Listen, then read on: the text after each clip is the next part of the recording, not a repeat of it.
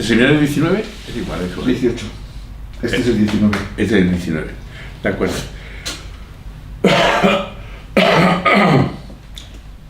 Para profundizar en la idea de la fisis que vimos, la profundidad de la fisis el día pasado y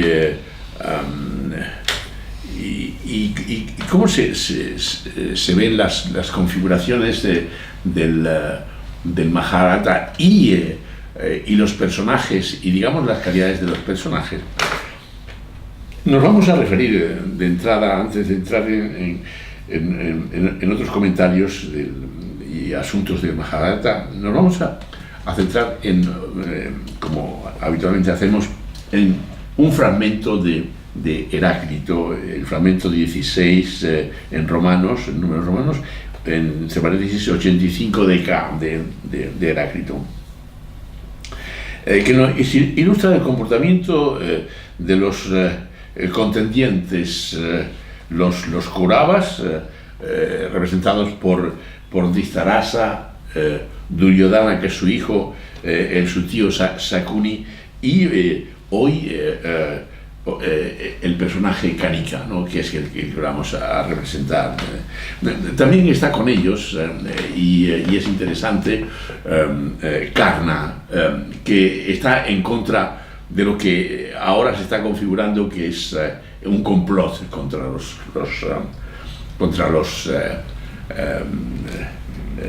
Pandava. Bien. Por tanto, vamos a referirnos a los otros personajes son los Pandava, que están representados por Yudhishthira, con la ayuda de su tío Vidura, y etcétera, etcétera, ¿no? Es decir, que representan otra calidad de emociones, otra calidad de pensamientos o de actitudes, ¿no? El fragmento dice: ardua es la pugna con nuestras pasiones, pues adquieren lo que desean a costa de uno mismo. Se ha dicho que es la temprana expresión del conflicto interior. Por tanto, es una cosa que nos es muy útil. Nosotros nos movemos en torno a lo que es el conflicto interior. El peso de estos fragmentos citado por Aristóteles en la Ética Eudemia gravita sobre dos términos que admiten diversas interpretaciones. Uno de ellos es el timos y otro de ellos es la physis. El timos incluye impulsos, ánimo, corazón, deseo, pasión, y la psique, alma, vida, voluntad, aliento, conciencia y yo. Para explicarlo un poco, Homero nos dice: refrena tu altivo timus, no conviene que tengas un corazón despiadado, como lo tiene, por ejemplo, Dhritarashtra, el ciego, por ejemplo, para expresar un poco el personaje. Esta cita es de la Ilíada. Theognis dice: aquel cuyo pensamiento no puede más que su timos se halla en desgracia. Cita a Eurípides, que dice: conozco los crímenes que voy a cometer. Que diría Dhritarashtra, Duryodhana, Shakuni, Kanika, pero mi timos es más poderoso que mi reflexión. ¿Veis la reflexión sobre el tema? Esta cita es de Medea y Demócrito, que es un tipo excelente. Dice: luchar contra el propio timos es difícil, pero los hombres sensatos logran la victoria. Solo voy a recordar uno de sus citas en su tratado sobre ética, que más espiritual no puede ser, cuando realmente Demócrito es el representante de los materialistas, ¿no? O sea, del átomo, ¿no? En fin, él llega a decir: lo vil, no lo digas ni lo hagas aunque estés solo. Aprende a avergonzarte ante ti mismo, mucho más que ante los demás. Qué dicho, tan fantástico, ¿no? de parte de Heráclito. ¿Veis la dinámica que hay, que estamos presentando en este fragmento de Heráclito, en el que se están contraponiendo las dos cosas, un conflicto fundamental, el conflicto primario real? Platón aclara que el timos constituye la naturaleza del alma, es una posición innata y odiosa que convulsiona muchas cosas con una violencia irracional, como la que muestran los personajes que vamos a ver hoy del Majábharata, como por ejemplo Duryodhana y su tío Sakuni. Plutarco dice que únicamente aquellos que han aprendido a desear lo que deben, viven como quieren. Esto se podría aplicar a los Pandava, de alguna forma, que son los otros oponentes de los Kauravas, de Duryodhana y Dhritarashtra, etcétera, etcétera. Las virtudes éticas no son carencia de pasión, sino proporción y término, núcleo de la pasión como muestra vidura. El hábito es vicioso si la pasión ha sido mal conducida por la razón, y virtud si ha sido bien conducida.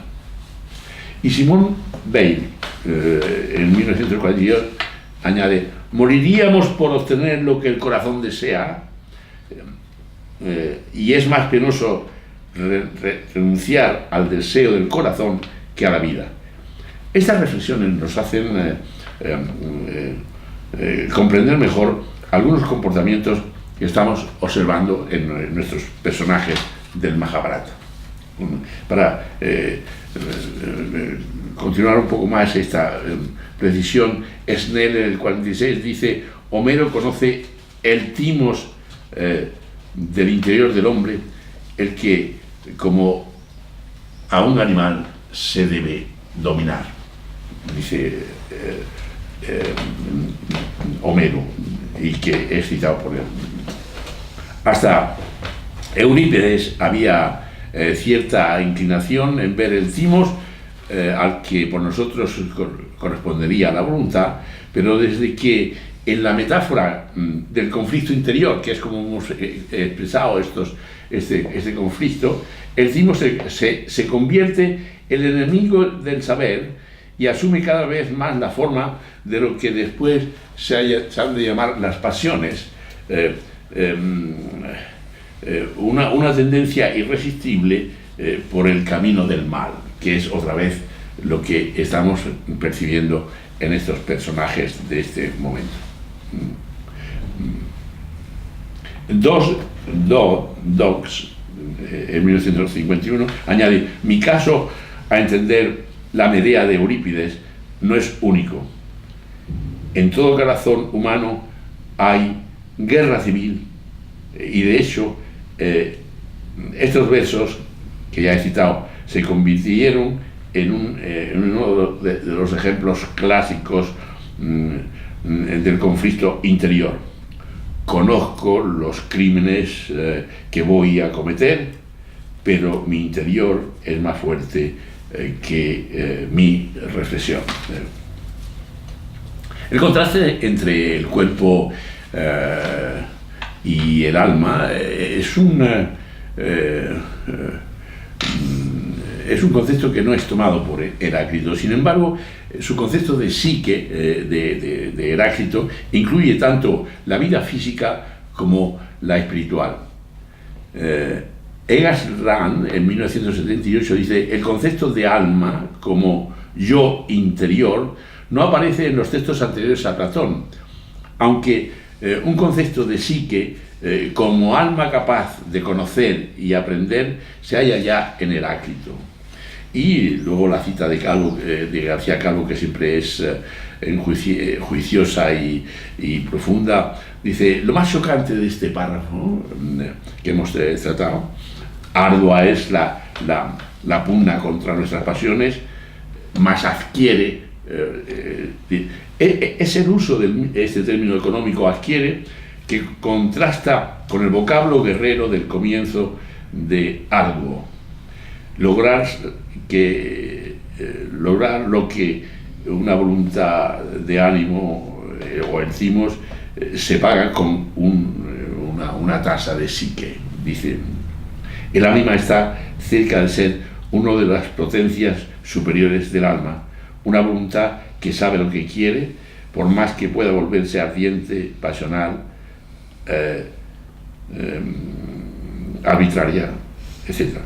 Por el contrario, la psique propiamente es aliento, es algo cercano a lo corporal. Lo que se formula es que cualquier voluntad o capricho de ánimo se paga con una cierta cantidad de aliento de vida de que se dispone. La razón, la más alta de las facultades superiores, parece tomar partido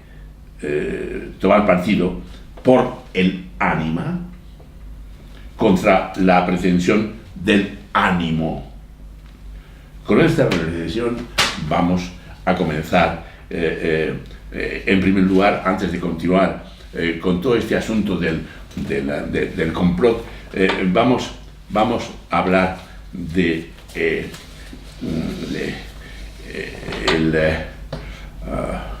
el lamentable y triste discurso político de Canica al cual el rey se dirige para que le explique cuestiones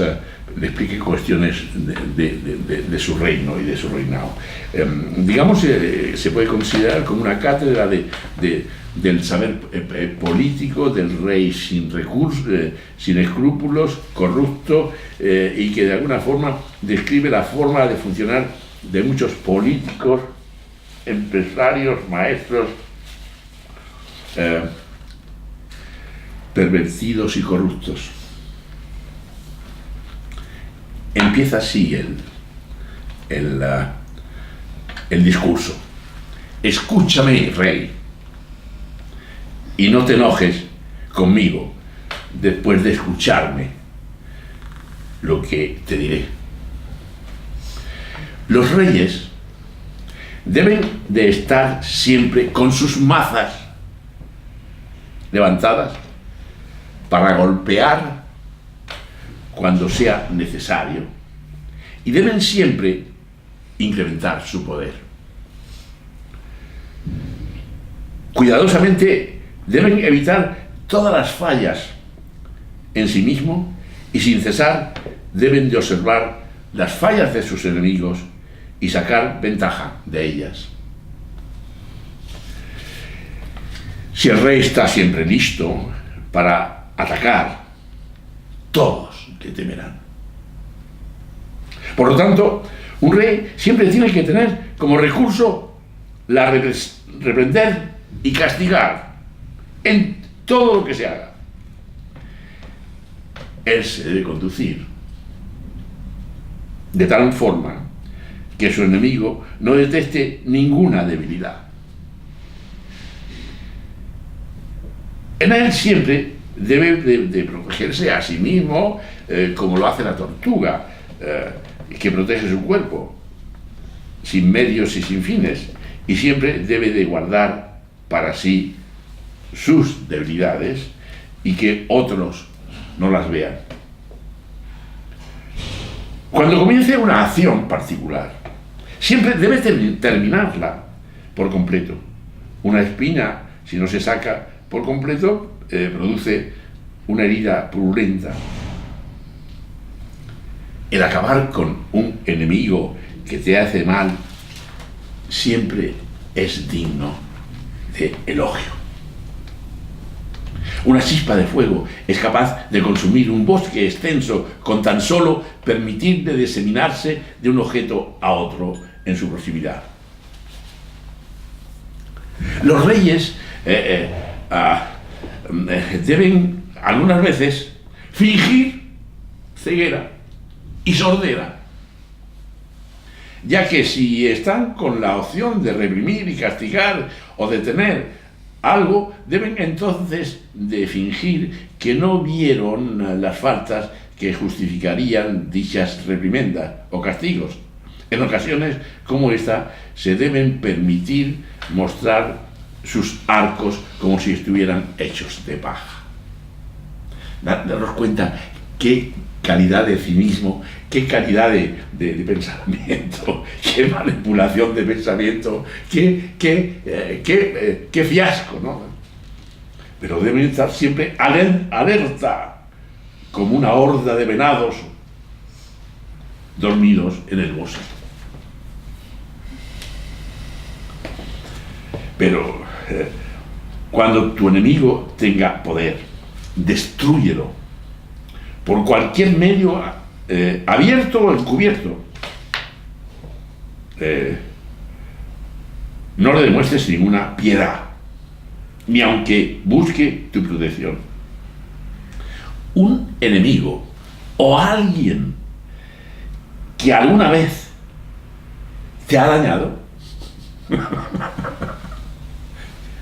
la más leve cosa, ¿no?, debe de ser destruido por medio de soborno con dinero, y si es necesario, incluso matarlo, si está a tu alcance. Los muertos nunca inspiran temor. Tú debes destruir los recursos de tus enemigos. Debes destruir sus raíces y su terreno. Luego, debes destruir a sus aliados y partidarios. Los aliados y partidarios nunca existirían si se destruye al líder. Si la raíz del árbol se corta, entonces las ramas y frutos nunca podrán existir como antes. Dirige tu reino siempre observando ansiosamente a tus enemigos. Gánate su confianza. Y cuando te la hayas ganado, debes entonces saltar sobre ellos como un lobo. Se ha dicho que para obtener riquezas puede usarse incluso el halo de santidad como instrumento para bajar las ramas donde está la fruta lista para ser recolectada. Soporta a tu enemigo en tus hombros hasta el momento en que puedas tirarlo y romperlo en pedacitos como una olla que se tira violentamente sobre una superficie rocosa. A tu oponente no le debes demostrar ninguna piedad, sino aniquilarlo de inmediato, y aunque se te acerque de forma que requiere piedad de tu parte, por medio de crearle uniones entre sus aliados o mediante el uso de la fuerza, de hecho, por cualquier medio posible bajo tu alcance, tú debes destruir a tu oponente.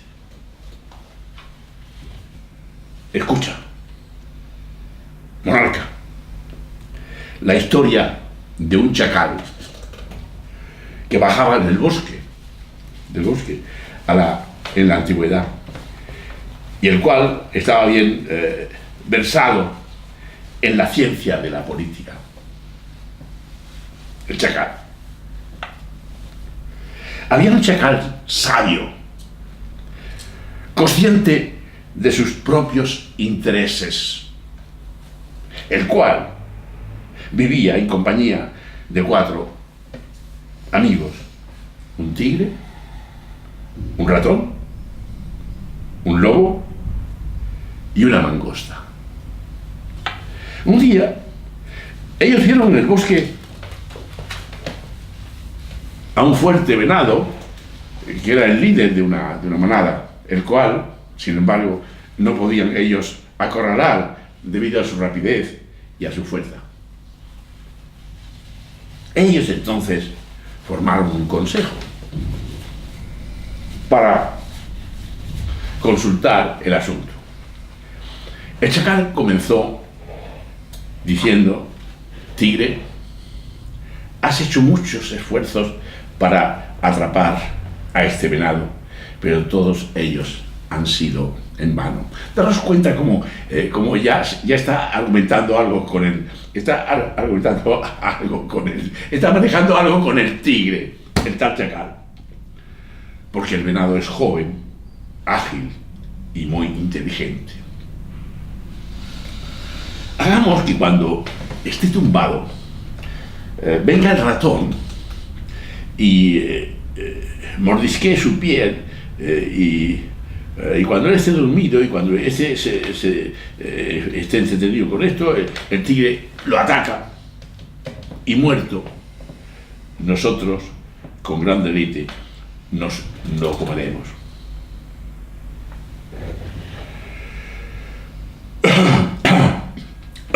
Escuchadas estas palabras,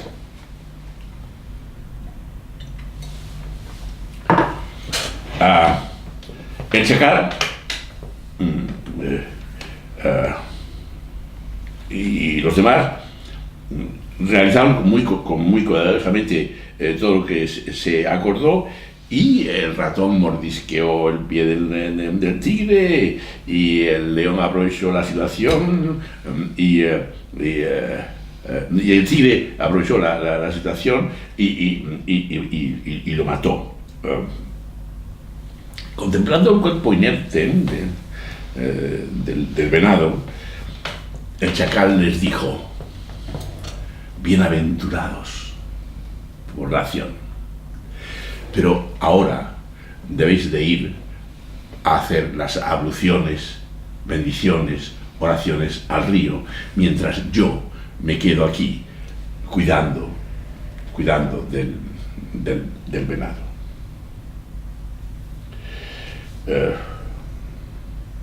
Fueron todos al río, y el chacal esperó allí, meditando profundamente lo que debería hacer. El tigre, dotado de mucha fuerza, fue el primero que vino y vio al chacal concentrado en sus pensamientos, y el tigre le dijo: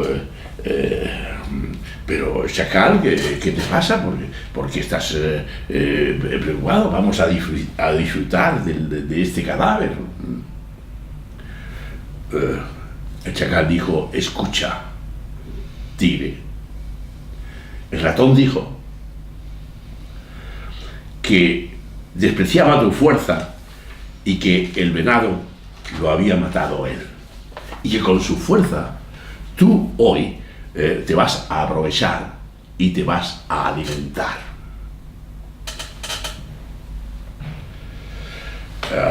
El tigre quedó completamente afectado y dijo: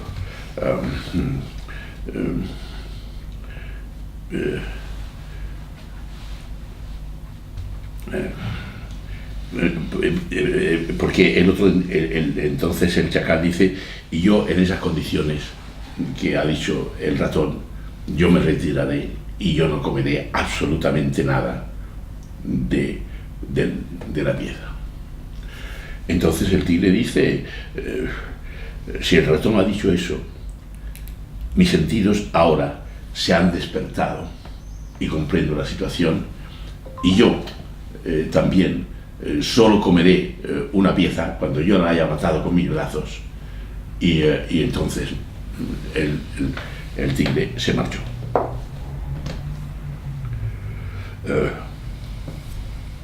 Se acercó entonces el ratón, y cuando vio al chacal, el ratón le dijo, el chacal le dijo: mira, la langosta ha venido y ha dicho que esta pieza está envenenada.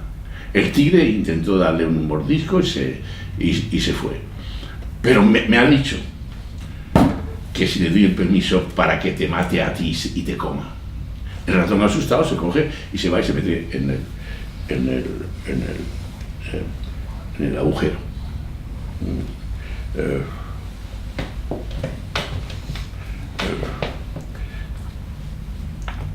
Entonces, después de eso, de que el ratón se haya ido, vino el lobo. Y dice: oh rey, el chacal le dijo: el tigre está molesto contigo y la furia le posee. Llegará dentro de unos momentos con su esposa, la tigresa, de modo que tú mismo haz lo que quieras. Entonces,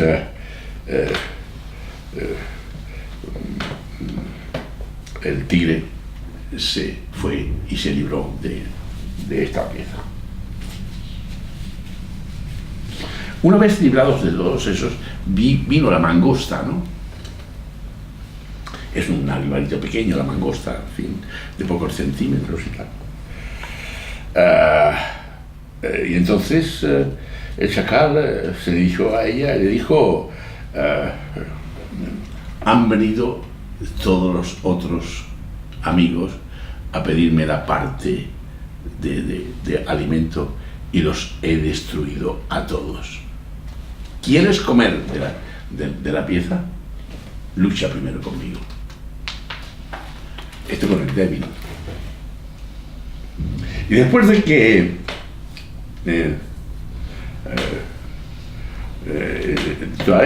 comes toda la carne que quieras, la mangosta respondió: cuando ni el tigre, ni el lobo, ni el inteligente ratón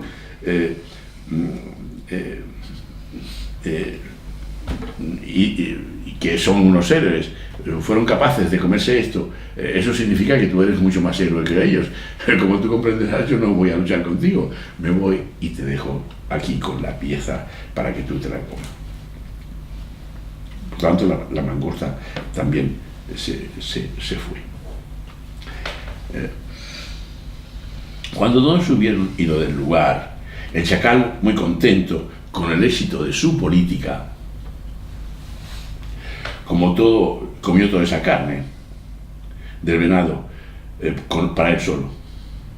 Y ahí termina Canica su relato del chacal, y le dijo al rey: si los reyes actuaran de esta manera, podrían ser felices. Así deberías,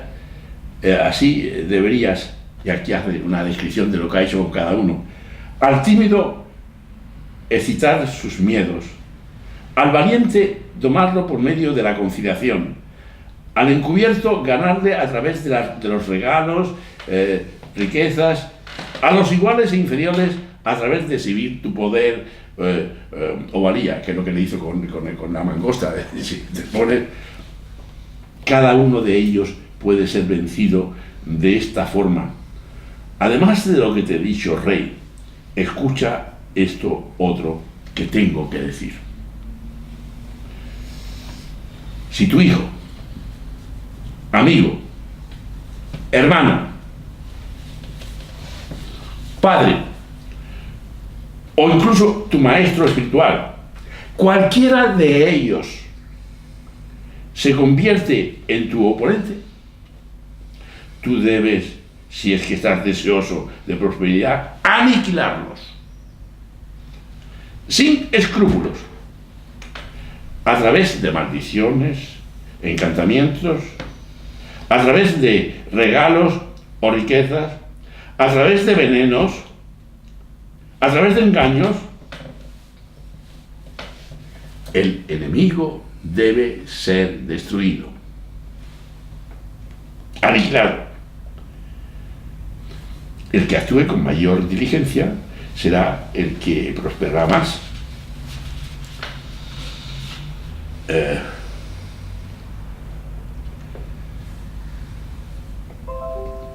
Hasta tus maestros espirituales deben ser castigados si es vano o ignorante de lo que debe hacer o no hacer, o es vicioso en sus formas. Cuando estés enojado,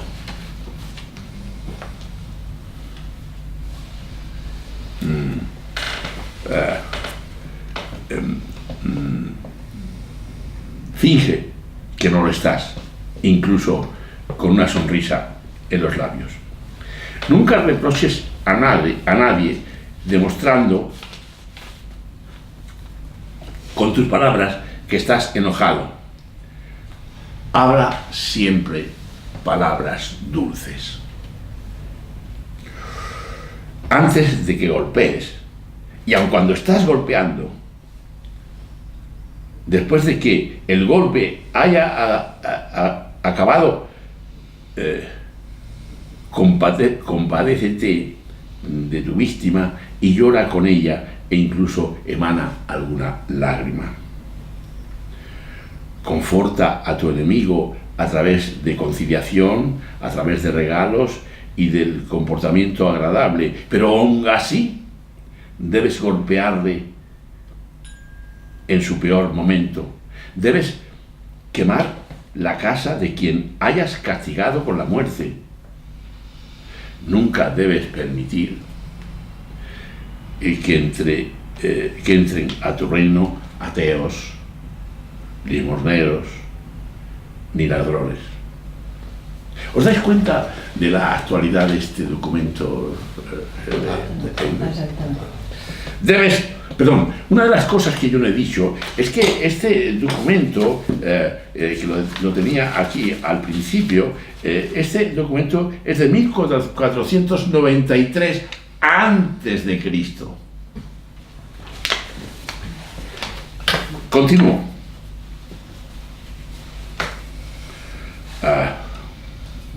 Aún así debes golpearle en su peor momento.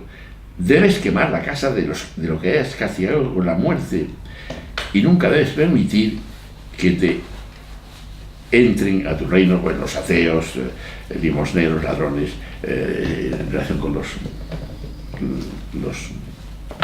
inmigrantes, ¿no? Debes afilar tus dientes y dar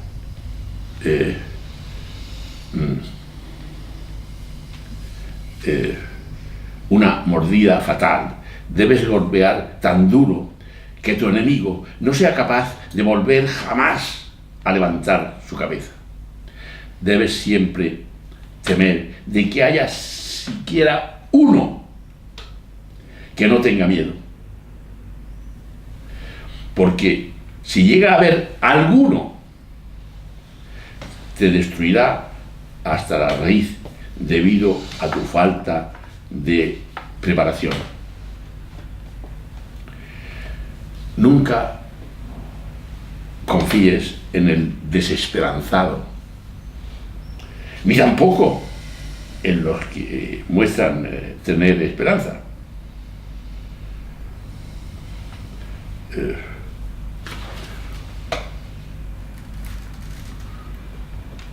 Si son tus enemigos, entonces con certeza te aniquilarán.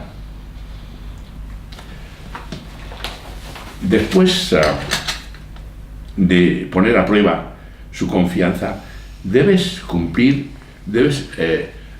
emplear, después de tener la confianza de toda la gente, ¿no? Entonces te haces con un equipo de espías. No dejar espacio en el posible, ¿no? O sea, tienes la confianza. Entonces que ya tienes la confianza con ellos, el grupo de espías en tu propio reino y en los reinos de otros. Los espías de los reinos extranjeros deben ser mentirosos de alta calidad. A los espías se les debe poner en los jardines, en los lugares de entretenimiento, en los templos, en lugares sagrados, en salones de bebidas, en las calles.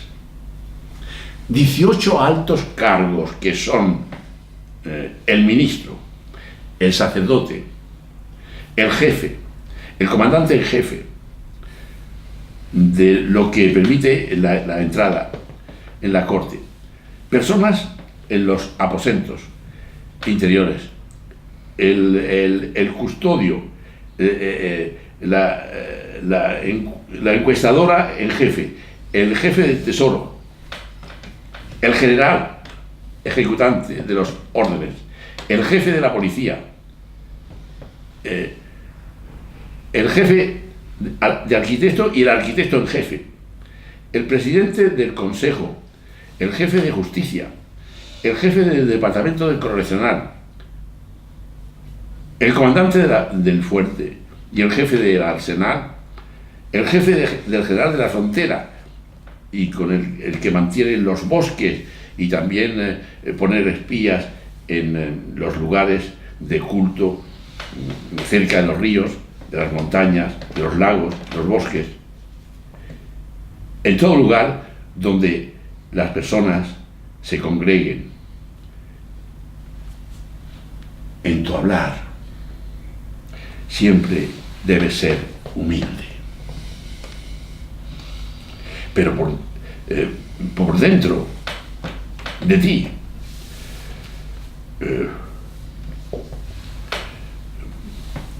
corazón hecho como un filo de una navaja.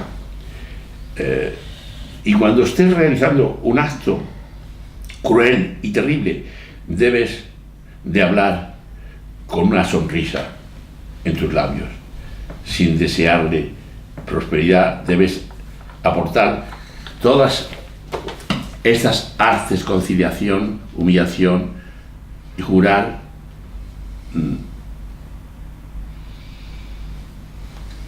adorar a los pies de otros, bajando tu cabeza, inspirando esperanza y como una persona capacitada en las artes políticas, como un árbol adornado con flores pero sin fruto, o si llega a tener fruto, que el fruto esté tan alto que desde el suelo no lo puedan coger, o si está para coger, decir que no está tan maduro. Cuando se hace de esta manera, el rey nunca se marchitará, virtud de que el placer tiene sus efectos tanto malignos como buenos, íntimamente entre tejidos muestran sus efectos.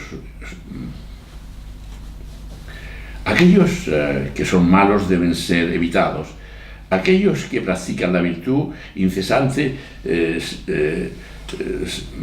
se ponen infelices después de desear riquezas, y por la negación del placer, los que van tras la riqueza se ponen infelices por la privación del placer y la virtud, y aquellos que van tras el placer sufren debido a su no atención de las riquezas y la virtud. Por tanto, tú debes de evitar la riqueza, la virtud y la virtud de tal forma que no sigas por ninguno de ellos con humillación y atención, sin celos y deseos en lograr de prosperidad. Tú debes con toda sinceridad pedir consejo a los brahmanes. O sea, toda falsedad en todo momento, todo funcionamiento, en fin, lamentable pedir consejo a los galanes. Cuando hayas caído, que debes levantarte por cualquier medio gentil o violento, y después de que te hayas puesto y que nuevamente debes de practicar la virtud. Aquel que nunca ha sido afectado por la calamidad nunca podrá ganar prosperidad. Esto puede verse en la vida de algunos que han sobrevivido a las calamidades. El que está afectado por el pesar debe ser considerado a través de la historia de personas del pasado, como por ejemplo las historias de Rana y de Nala, etc. Aquel cuyo corazón ha sido golpeado con dolor y pesar debe ser considerado con esperanza de prosperidad futura. El que es sabio debe ser consolado con algunos agradables obsequios. Aquel que después de haber terminado un asunto con un enemigo se pone a descansar como si ya no tuviera más que hacer, es como aquel que está encima de un árbol dormido en la copa de un árbol y se cae. Un rey siempre debe de mantenerse para sí mismo lo que ha aconsejado, sin miedo a la calumnia, contemplando a los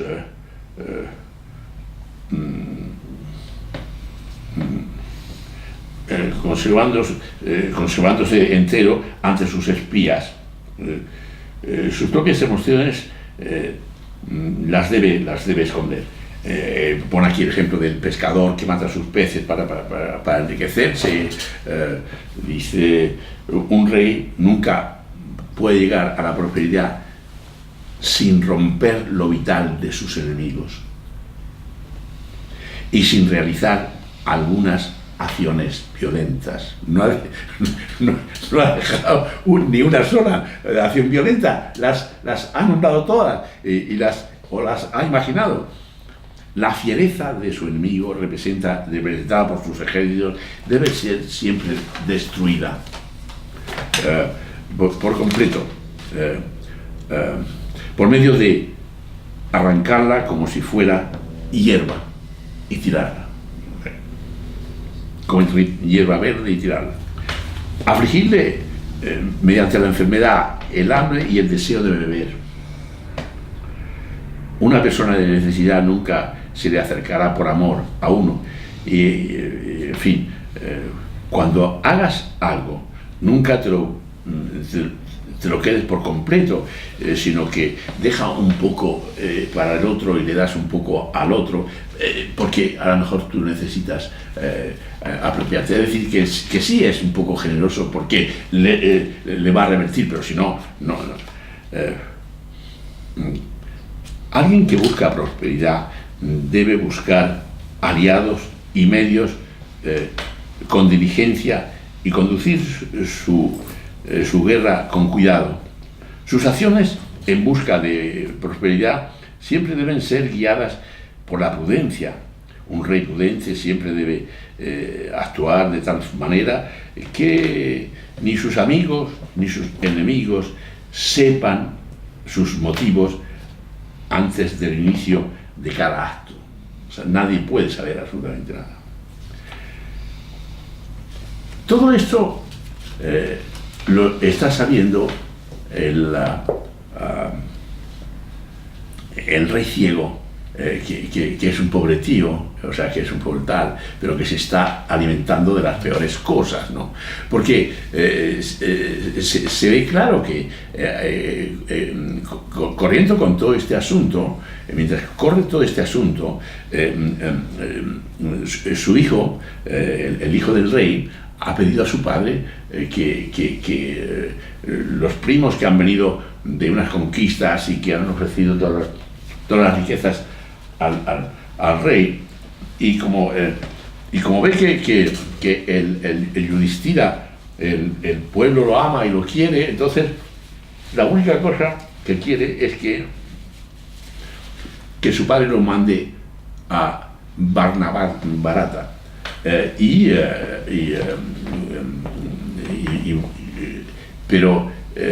Y entonces el padre sospecha mi hijo es una mala bestia, ¿no? O sea, como se está descrito aquí, como está viendo aquí, que le ha enseñado aquí el canica, pero ¿por qué tenéis esta urgencia de que tus primos vayan a Barnabata? No nos hagas esa pregunta, pero incluso el rey va y consulta a Vidura si debe mandar a los Pandava a Barnabata, y porque había unas fiestas de Ashiva, y entonces como representante, sí, pero no lo mandes solo, ¿por qué no vas tú con él, con el rey? Y el Bhima, que es le llaman el maestro, que es el tío, abuelo, ¿no?, de todos ellos, le dice, pues yo no veo bien que vayan solos, etcétera, etcétera, porque sospechan que algo malo se está construyendo. Sobre todo el que lo descubre es Vidura, que es el primer ministro, que es el hijo de la criada, que es uno de los hermanos, ¿no?, de Pandu y de él y del rey, ¿no? Es hermano del rey. Y es el único que sabe que se está gestando una cosa tremendamente malvada. Pero se ve que lo malvado es estos personajes, pero no tanto la maldad del Dhritarashtra, que es ciego y que es, en fin, acomplejado, como se quiera llamar. Pero viendo este documento se ve cómo hay toda una maldad. Termino con él ya enseguida. Lo siguiente: siempre debes actuar de manera que tus amigos ni tus enemigos sepan los motivos del inicio de un acto. Nunca actúes como si estuvieras asustado. Pero cuando ya hayas dado el paso, debes darlo con valentía. Aquel con quien casi que ha subyugado a un enemigo y es débil,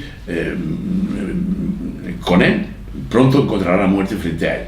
Tú siempre debes anticipar y esperar el próximo evento por venir, como si ya hubiera ocurrido, y tomar medidas para, en concreto, para que no pase ninguna cosa mala. Porque el aburrimiento es muy malo y no te puedes distraer o algo así.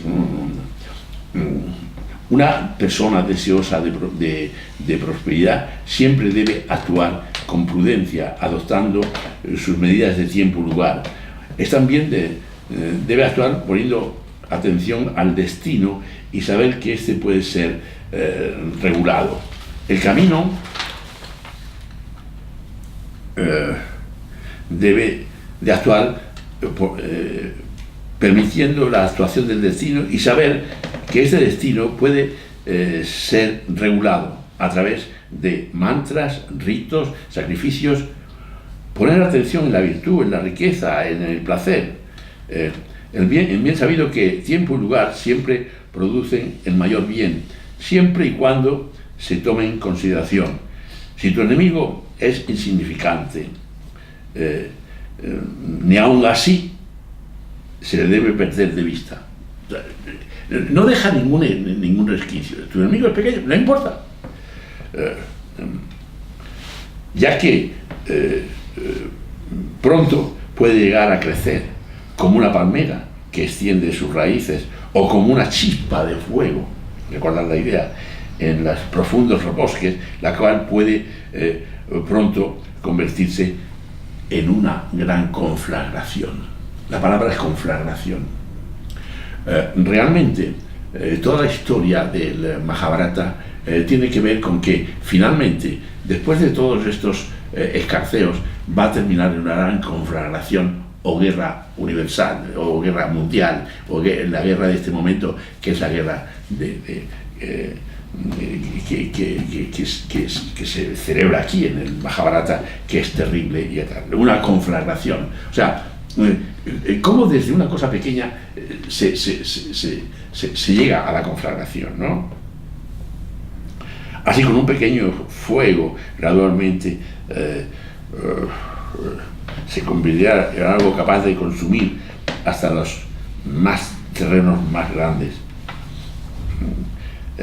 Así, la persona que incremente su poder por medio de hacer alianzas y amistades, pronto se convertirá en alguien capaz de subyugar incluso al enemigo más formidable. La esperanza o promesa que tú le das a tu enemigo,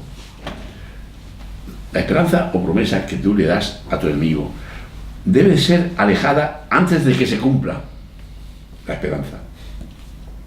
Y cuando llegue el momento de cumplirla, inventa otro pretexto para volver a dejarla, o no cumpliendo ese pretexto. Y aparente que ese alejamiento tiene base y razón. Y haz que esa razón aparente esté respaldada por otras bases y otras razones. Utilizar la razón justamente para continuar con el engaño, para incrementar el engaño, para incrementar el mal, para incrementar el dolor. Los reyes deben vender en lo relativo a destruir a sus enemigos y parecerse a cuchillas de afeitar, y ser siempre filosos, con mucho filo, ocultando sus intenciones, y atacar de forma encubierta cuando llegue la oportunidad, la ocasión sea correcta, barriendo a todos sus enemigos y a los dependientes y aliados de sus enemigos, y hacerlos como si estuvieras con esa cuchilla raspando tu cabeza y no dejaras ni un solo pelo vivo. Oh soporte de la dignidad de la casa de los Kurus, dice en este momento el Kanika, en lo relativo a los Panda, debes de actuar de tal forma que no que te tengas que preocupar que los hijos de Panda, que no te tengas que preocupar de ellos ni protegerte de ellos. Los hijos de los pandas son más fuertes que tus hijos. Te he dicho lo que debía de hacer. Escúchalo y haz lo que tengas que hacer. Adopta medidas que vayan de acuerdo con la ciencia de la política. Medidas de acuerdo con la ciencia de la política. Esta es la cátedra o la ciencia de la política para él y para muchos, para que no sufras y en el futuro. Y habiendo dicho todo esto, el rey se fue, el Kanika se fue, y el rey permaneció serio y preocupado. Y es aquí que termina el asunto del Kanika, ¿no? Como veis, yo quería que mostrar todo esto porque ahora vamos a como un trasfondo para mostrar la maldad que existe en Dhritarashtra. Kanika es un amigo de Sakuni, que es Sakuni es el hermano de Gandhari, es cuñado por tanto del rey, es el tío del que va a ser del hijo de de Distrasa, ¿no? Y él trata de adiestrar y de conseguir que su vecino, que su sobrino construya todas esas cosas. Solo dos palabras para anunciar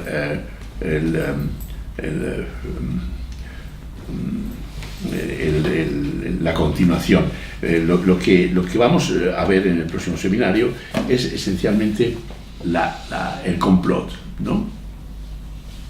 El complot es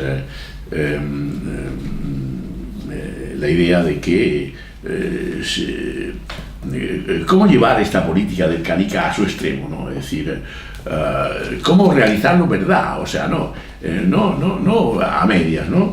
Y entonces se plantea hacer un complot, es llevar a todos los era llevar al rey, a Yudhishthira, que era el rey, pero si llevaba a Yudhishthira quedaban los otros y no se hacía nada. Entonces se consiguió que todos los Pandavas, junto con la madre, fueran a Varnavata. Y entonces lo que idearon fue construir una casa de cera. Y doy las dos palabras iniciales de esa situación. Entonces, esta es la idea del tío que se la comunica al sobrino. Entonces el sobrino llama a Purochana, que es el arquitecto, y le coge de la mano y le dice: tú eres mi salvación, tú eres un representante de mi padre, como si fueras mi padre, de modo que te pido que tú hagas la casa mejor del mundo, pero que hagas que sea lo más bella, elegante para mis primos, pero debes incluir en ella paja, cera, y en todas las habitaciones pones aceite y mantequilla para que con una sola chispa se incendie y todas desaparezcan. Purochana dijo, y entonces le dice: y Purochana, tú tendrás riquezas para varias generaciones, porque yo soy el rey, seré el rey, y entonces te daré todas esas. En este momento que Yudhishthira ha sido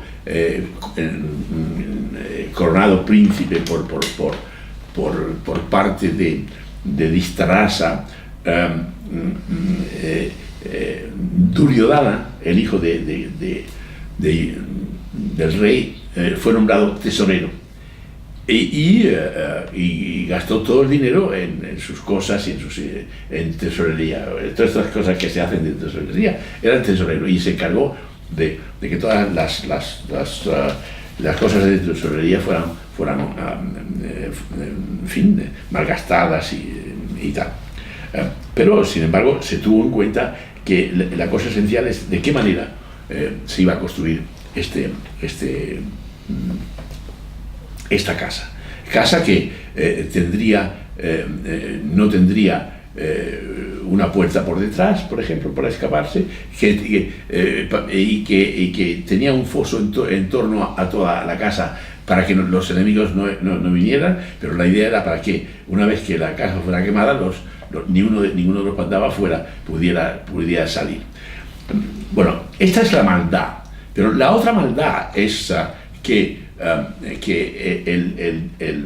el Dhritarashtra, el rey, le dice: bueno, accede a que su hijo vaya allá, sospecha que su hijo va a hacer algo malo, y sin embargo él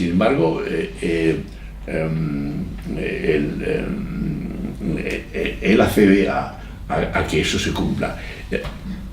¿Por qué? Porque hay esta maldad en él, y esta maldad está descrita justamente por estas enseñanzas que él ha querido oír para reproducir lo que él quiere hacer, y esta sería un poco la idea. Solo dos palabras más en relación con todo esto.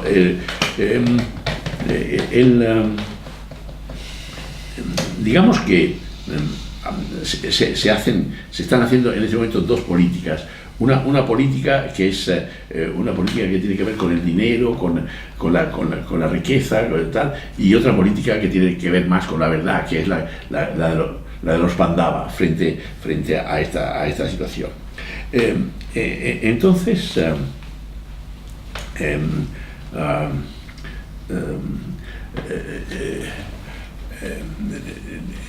la reina, digamos, la mujer en el Mahabharata,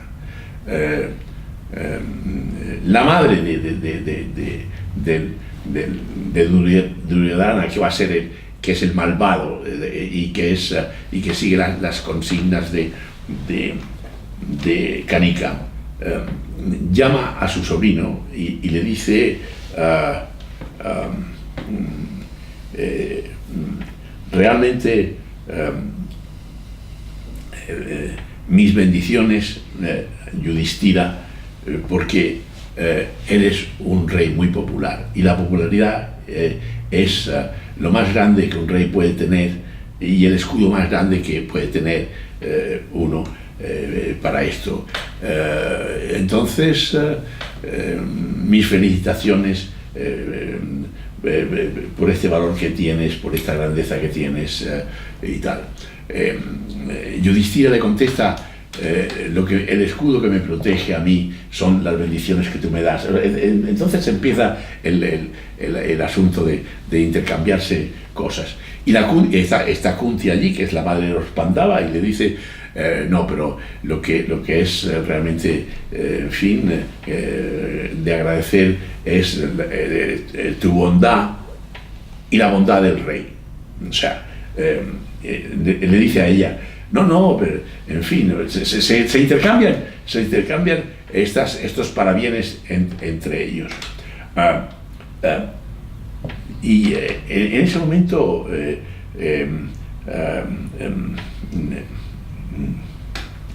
Gandhari, la reina, dice, después de intercambiarse todos esos parabienes, Gandhari dice, pero yo estoy muy inquieta, dice Gandhari, pero el temor parece estar amenazándome. Este miedo no tiene forma específica o razón o dirección. Es por eso que me asusta más que nada. Digamos que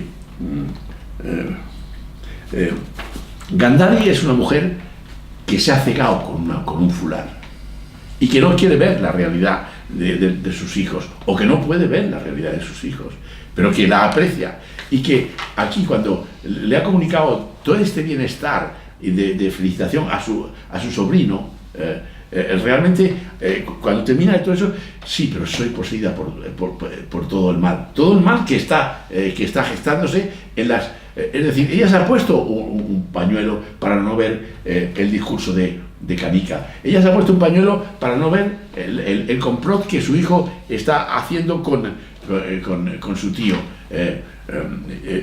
Esta es una cuestión tremendamente interesante. Lo que quería para terminar hoy el seminario, terminarlo con el valor de la mujer, que a pesar de todo defiende los problemas, los problemas éticos fundamentales, y no es el hombre. El hombre ha tendido hacia este discurso que es terrible, que es tal, en fin.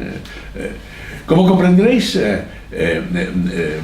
bueno, ya lo veremos en el próximo día, cómo es toda esta preparación, cómo los Pandavas se preparan para ir a Varanavata y estar ahí unos días, y cómo son avisados por el tío Vidura de esta situación. Pero por hoy nos quedamos con este asunto del Kanika, que es duro, difícil, amargo, deplorable y triste, ¿no? Es decir, un tipo de...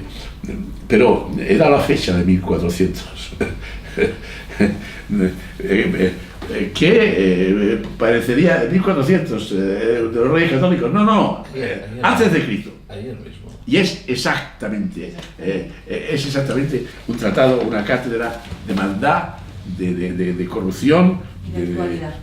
Y de actualidad. Pero no habéis oído un informe igual hasta ahora, de verdad. Bueno, en el Congreso. No, pero tal con ese, sobre todo con el ejemplo del chacal, que es precioso, y con el ejemplo de cada situación, y destrozar y destruir y matar, muy pocas veces lo habéis visto. Es la hora y se acabó. De acuerdo. Muy bien.